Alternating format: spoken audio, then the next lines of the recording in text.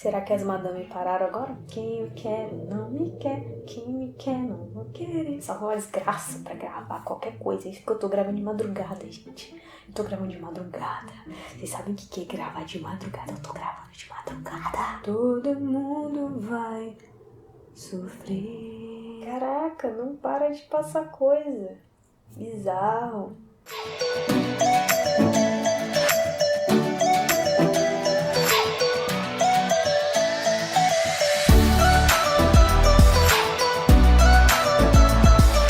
Oi gente, tudo bem com vocês? Aqui é a Ellen, vocês já me viram em alguns outros vídeos do vlog, faz um tempo que eu não apareço por aqui, acho que quase um ano, coisa do tipo. E hoje eu estou aqui como convidada, porque eu fui basicamente intimada, na verdade, pra fazer um especial sobre o Dia dos Namorados, né? Porque hoje, dia que esse vídeo está indo ao ar, é 12 de junho, e provavelmente nesse exato momento em que esse vídeo está indo ao ar, eu estou debaixo das cobertas na minha cama, assistindo O Amor Não Tira Férias, chorando horrores e comendo bolinha de queijo. Mas enfim, o que eu estou querendo dizer é que, ok, o universo me trouxe essa oportunidade de falar com vocês, porém, é aquele negócio, né? Eu não faço a mínima ideia por quê. Porque eu sou a pessoa menos indicada pra falar sobre o Dia dos Namorados. Entendo absolutamente nada sobre relacionamentos. A minha vida é fracasso atrás de fracasso na parte amorosa. E eu acho que até foi bom, sabe? Porque eu vou falar sobre algo que eu gosto. E esse algo que eu gosto combina muito com vida amorosa trágica, que é a minha, sabe? Que é poesias. E eu vou gastar os minutinhos que eu tenho pra fazer esse vídeo aqui falando sobre algumas das poesias que eu mais gosto, as minhas preferidas. Então eu gostaria de falar com vocês sobre as que são menos famosinhas, mas que eu conheci recentemente e que eu simplesmente me apaixonei por elas. Elas são muito lindas. Eu queria comentar um pouquinho sobre o autor, sobre o significado dos versos, a época em que o poema foi feito e por aí vai. Queria deixar aqui também o meu shade, né, porque senão não é a Ellen, mas recentemente, não sei se vocês viram, numa entrevista no Fantástico, uma determinada cantora brasileira disse assim que a língua portuguesa não é uma língua muito melódica. E eu sinceramente não entendi o que ela quis dizer com isso, porque olha, só de ler esses poemas, vocês vão perceber claramente que, mano, a língua portuguesa, eu acredito que seja uma das línguas mais melódicas que existe, sei lá, na face da Terra. Deixa pra lá e bora pras poesias então. A primeira poesia então que eu queria falar com vocês é sobre Teresa. E Teresa é um poema feito por Manuel Bandeira, aquele poeta que escreveu sobre os sapos no período do modernismo, então acredito que vocês conheçam ele. Eu me divirto muito quando eu leio o poema de Teresa, porque ele tem um ar meio cômico, assim, e eu acho esse poema bem interessante por causa disso, porque o poema em si, ele é feito de 3 trincas, e em cada uma das trincas, ele vai contando a impressão que ele teve em determinada época da vida dele sobre a Teresa. Então, eu tô aqui com ele, eu não sei recitá-lo de cor, embora ele seja bem pequenininho, então eu vou ler pra vocês. Prestem bastante atenção, porque ele é bastante divertido, realmente. Espero que vocês gostem. A primeira vez que vi Teresa, achei que ela tinha pernas estúpidas. Achei também que a cara parecia uma perna. Quando vi Teresa de novo, achei que os olhos eram muito mais velhos que o resto do corpo. Os olhos nasceram e ficaram 10 anos esperando que o resto do corpo nascesse. Da terceira vez, não vi mais nada. Os céus se misturaram com a terra, e o Espírito de Deus voltou a se mover sobre a face das águas. Eu acho esse final muito bonito, mas eu queria começar falando, do princípio. Na primeira trinca, se a gente perceber, ele diz que a Teresa tinha pernas estúpidas. Ele fala também que a cara dela parecia uma perna, o que faz a gente perceber o modo grosseiro como ele descreve a Teresa. Não parece algo de alguém que tem maturidade, então pode ser que nessa época, quando ele conheceu a Teresa, ele devia ser bem mais novo. E a Teresa também, só que aparentemente mais alta e mais velha que ele, até porque ele presta bastante atenção na perna dela, e não é assim de uma maneira sexual ou erotizada, pelo menos a meu ver, meu ponto de vista. Já na segunda trinca, na segunda estrofe, ele já a vê um pouquinho mais diferente. Dá pra você perceber que ele tá crescido, ela também aparentemente, só que ele faz também essa piada com os olhos dela, que os olhos nasceram e ficaram esperando 10 anos até o restante do corpo nascer, porque ele tá prestando bastante atenção em como ela tem um olhar maduro. A Teresa, ela já amadureceu de uma maneira mais precoce e talvez ele ainda seja um garoto, embora já tenha crescido um pouco mais. Mas a partir desse momento a gente começa a perceber que ele tá perdendo a imaturidade. E quando ele encerra os versos de uma maneira simplesmente fantástica. Ele fala da Teresa com uma delicadeza e eu gosto muito da forma como ele coloca as palavras, porque ele faz uma alusão à história bíblica do Gênesis, quando fala: no princípio criou Deus os céus e a terra, porém, era sem forma e vazia, e o Espírito de Deus pairava sobre a face das águas.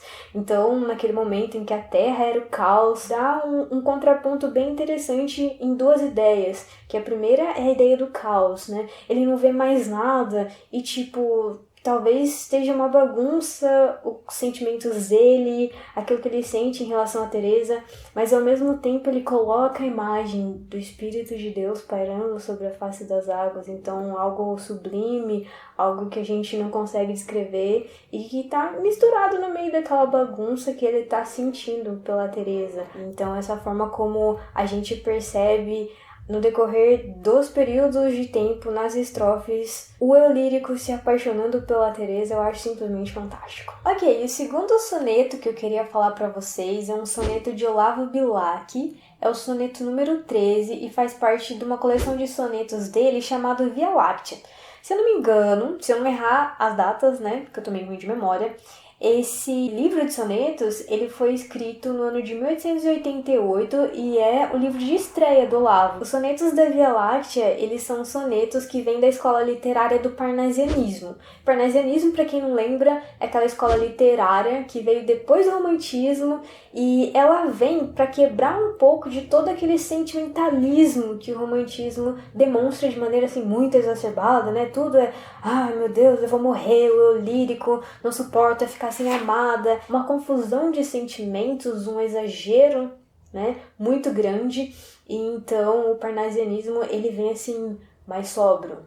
Ele fala de amor, mas ele fala de uma maneira mais contida, as métricas são todas regradas, ele resgata um pouco do período clássico e usa também menos linguagens figuradas. Então você consegue perceber que é um movimento assim bem diferente do romantismo, pelo menos na questão da sobriedade.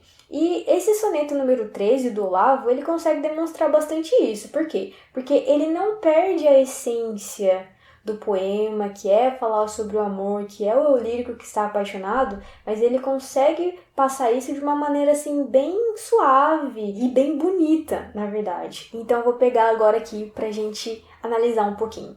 Ora, direis ouvir estrelas?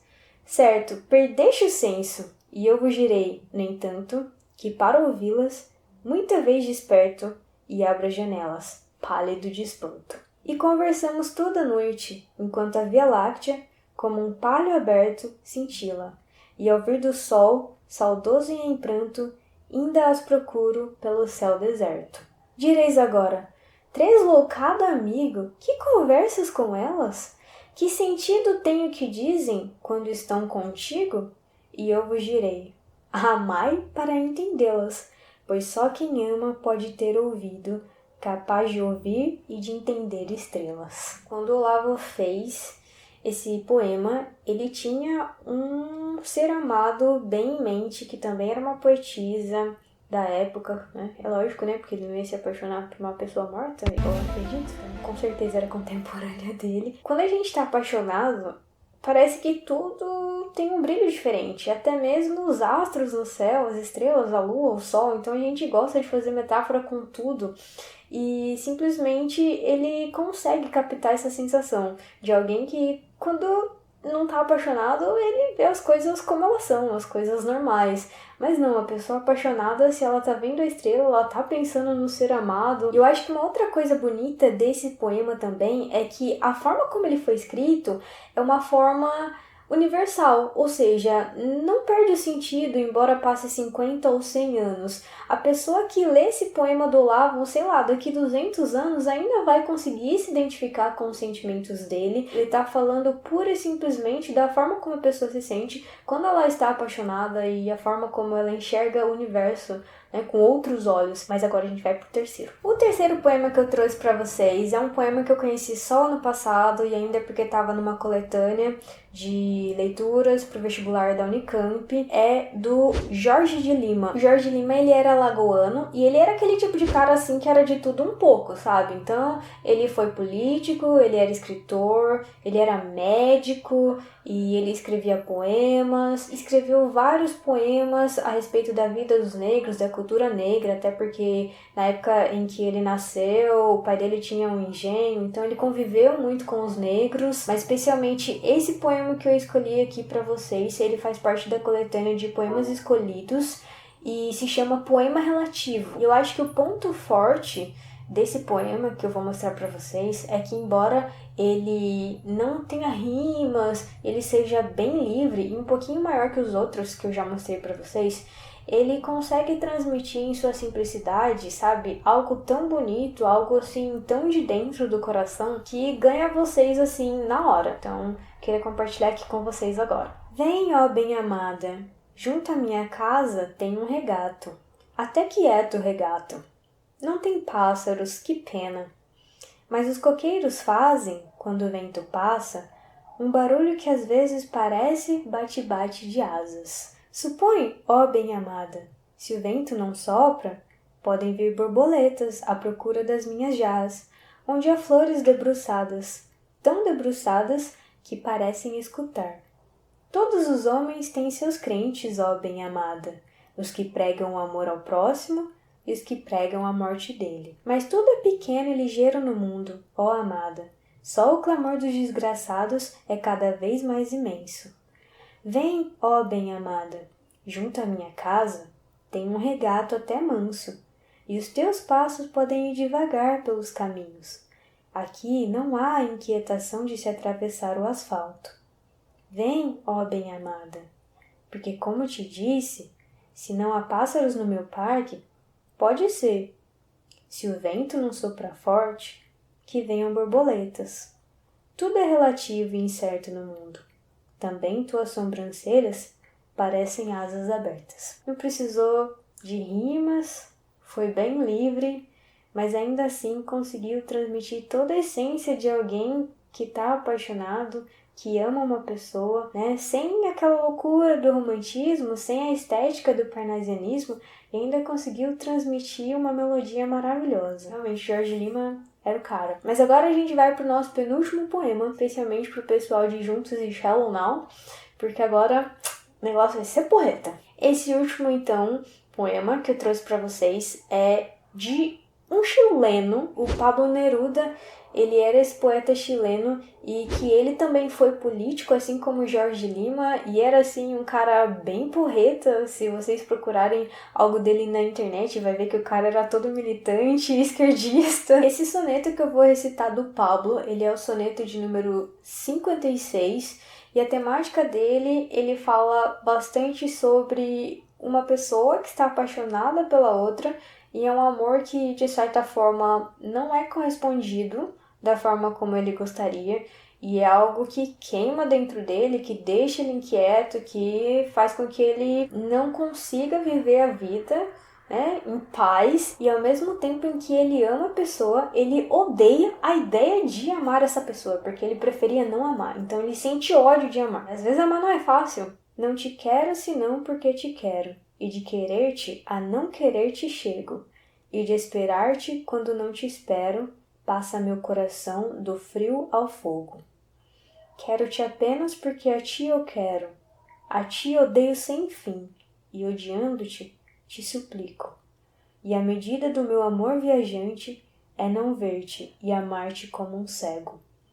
Consumirá talvez a luz de janeiro, o seu raio cruel, meu coração inteiro, roubando-me a chave do sossego.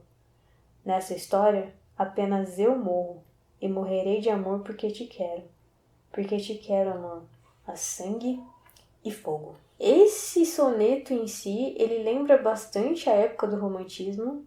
Tudo bem que ele é um poema, né, que segue as métricas de um soneto, ele se preocupa com a estética, mas tem muito sentimento, tem muita intensidade, tem muito sofrimento. A gente percebe muito isso logo no começo. Não te quero senão porque te quero, e de querer-te a não querer-te chego. Então, de tanto ele querer essa pessoa, ele acaba não querendo. Ele não quer querer a pessoa. É um negócio muito contraditório e é algo assim que eu acredito que diversos seres humanos já passaram por esse tipo de sensação e é algo que com certeza não é agradável, que apesar de não ser, né, muito bom, ainda faz com que a gente produza coisas bonitas, que a gente produza arte. Sofrer acaba sendo uma coisa boa? Talvez, não é mesmo? E por fim, finalmente, para acabar aqui, no Quinteto Fantástico, eu deixei o melhor pro final. Não que esse poema, esse soneto, porque é um outro soneto, ele seja melhor que os outros, mas é um dos que eu acho mais bonito e que realmente talvez seja o mais intenso de todos e o que mais se remete ao romantismo. Apesar de que não é do romantismo, tá, gente? É da época dos anos 1900 e alguma coisa aí, porque é da poetisa Flor Bela Espanca. E a Flor Bela, ela sofreu bastante na vida e levou muita pedrada da vida. Infelizmente morreu bem jovem, mas deixou um acervo bem grande de poemas.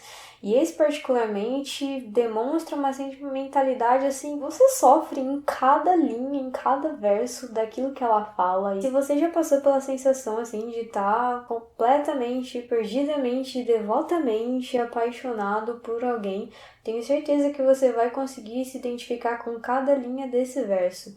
E uma curiosidade é que vários anos atrás o cantor Fagner, ele gravou uma versão cantada desse poema aqui. Então ele também existe aí em formato de música.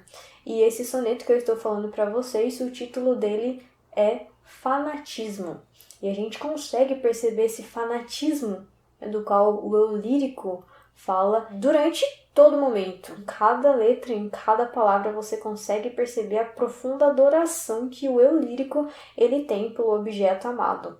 Então eu deixei esse melhor para o final, para vocês. Minha alma de sonhar-te anda perdida, meus olhos andam cegos de te ver. Não é sequer razão do meu viver, pois que tu és já toda a minha vida. Não vejo nada assim enlouquecida. Passo no mundo, meu amor, a ler, no misterioso livro do teu ser, a mesma história, tantas vezes lida. Tudo no mundo é frágil, tudo passa. Quando me dizem isto, toda a graça de uma boca divina fala em mim. E olhos postos em ti, digo de rastros, podem voar mundos, morrer astros, que tu és como Deus, princípio e fim. A primeira vez que eu vi esse poema foi com meu professor de atualidades recitando. É assim, algo de ficar de queixo caído, de boca aberta, porque você consegue perceber todo o amor que ela sentia. E é difícil de encontrar poemas que carregam assim um peso tão grande em cada palavra, sabe? Em cada metáfora. Ela ainda conseguiu fazer algo trágico se transformar em algo belo, né? Em arte, em poema. Mas não é gostoso de sentir na vida real.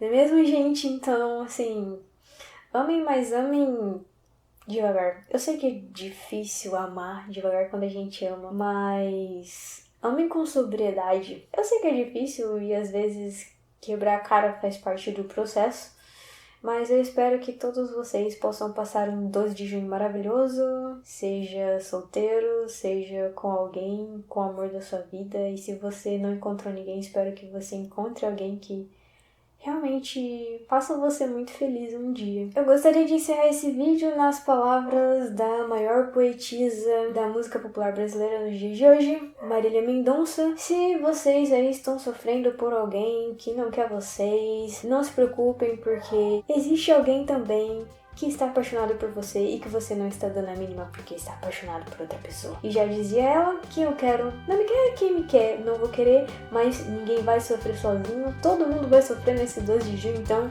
beijo pra vocês, foi um prazer e tchau, tchau, gente, até a próxima.